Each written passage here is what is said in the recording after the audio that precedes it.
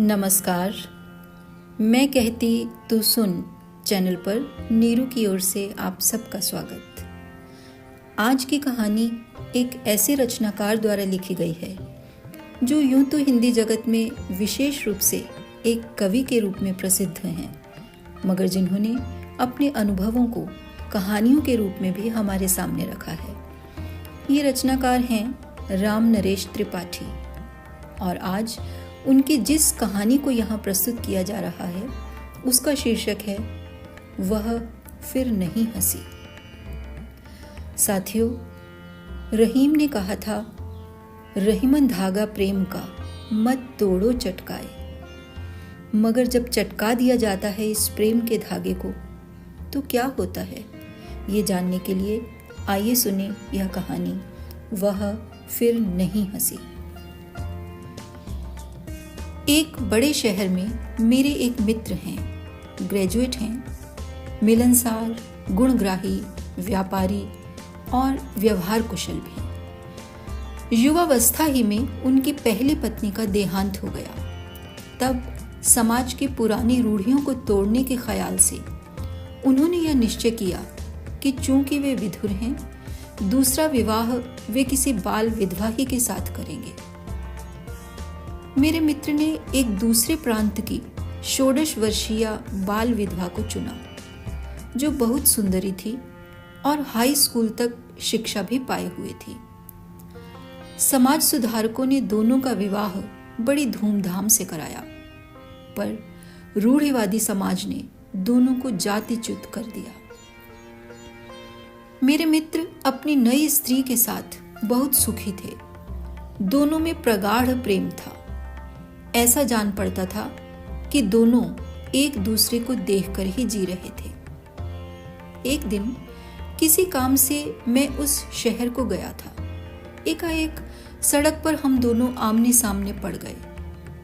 मित्र बड़े तपाक से मिले और उन्होंने आग्रह किया कि उनके विवाह की खुशी में मैं उनके घर चलकर चाय पीऊं।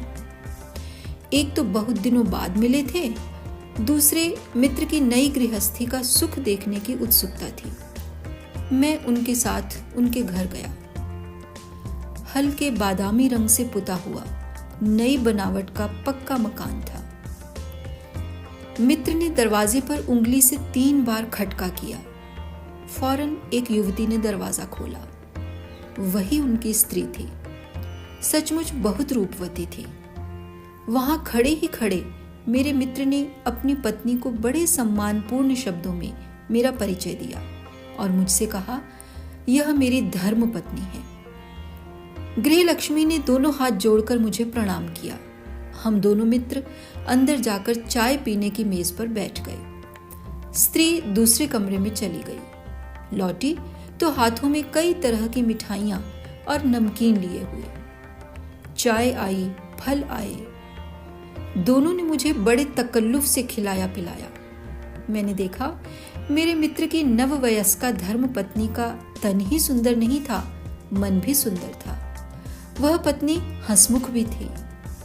मेरी दशा चोर की सी हो रही थी। मैं उसे देखना चाहता था, पर पलक नहीं उठती थी। पत्नी के तन और मन दोनों की सुंदरता पति को बड़े भाग्य से मिलती है। गृह लक्ष्मी तो हमें खिला पिलाकर अंदर चली गई। हम दोनों मित्र बैठक में आए और गद्दे पर मसनद के सहारे बैठ गए। मैंने पूछा, इस नए विवाह से आप बहुत सुखी होंगे? मित्र ने कहा, बहुत ही। हम दोनों में इतना प्रेम है कि बिना एक दूसरे को देखे कल नहीं पड़ती। पहले मैं दुकान से सवेरे का गया, फिर शाम ही को आता था। अब दिन में 2-4 बार जैसा मौका मिला कोई ना कोई बहाना निकालकर चला ही आता हूं। मैं कह नहीं सकता जीवन में इससे भी अधिक कोई सुख होता होगा। मित्र के सुख से मुझे भी प्रसन्नता हुई। मैंने विदा ली और मित्र ने कभी आकर 2-4 दिन साथ ठहरने का वादा लिया। इसके बाद 8-10 वर्षों तक उस शहर में जाने का मुझे मौका नहीं मिला। मैं मित्र को भूल सा गया। एक दिन किसी काम से मुझे उस शहर में फिर जाना पड़ा। काम से छुट्टी पाने पर ट्रेन आने तक मेरे पास कई घंटे बच रहे थे। एकाएक मुझे मित्र की याद आई। उसकी खोज खबर लेने और एक सुखी परिवार में कुछ समय सुख से बिताने के लिए उसके घर पहुंचा। मित्र कहीं बाहर जाने की तैयारी में थे। मुझे देखकर खुश हुए और दरवाजे पर उन्होंने 3 खटके किए।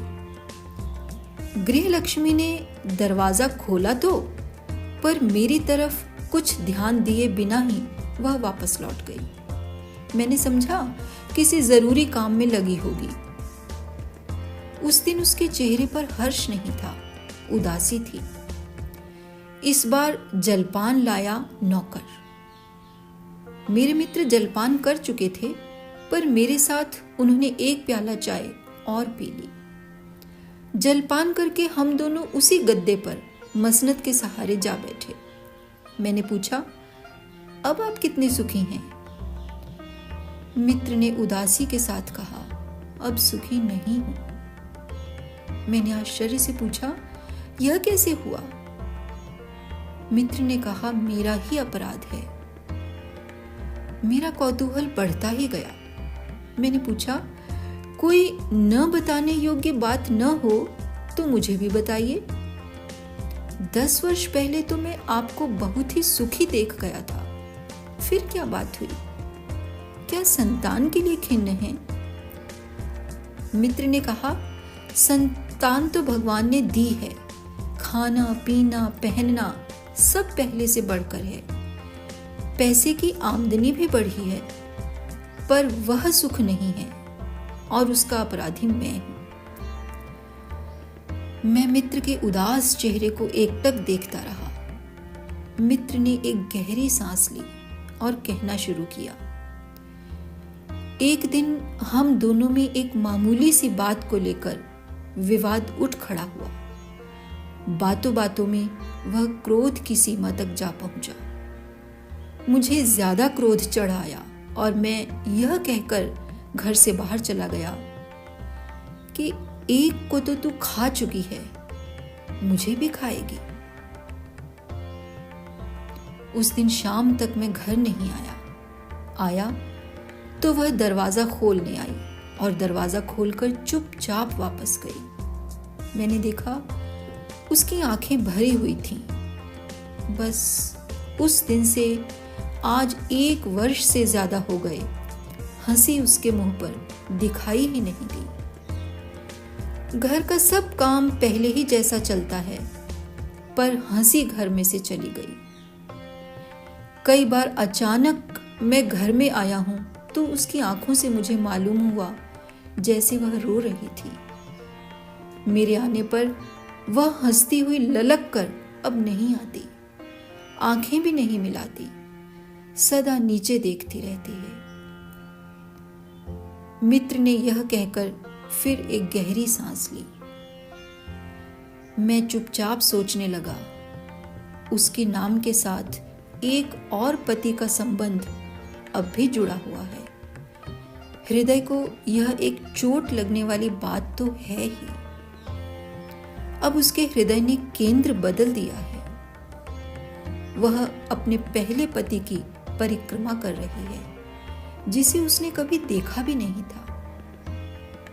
विषय को बदलने के लिए कुछ इधर उधर की दूसरी बातें करके मैंने विदा ली और मित्र का दुख तो नहीं, उसकी बाल विधवा पत्नी के हृदय का दुख साथ ले आया, जो आज तक सुरक्षित है।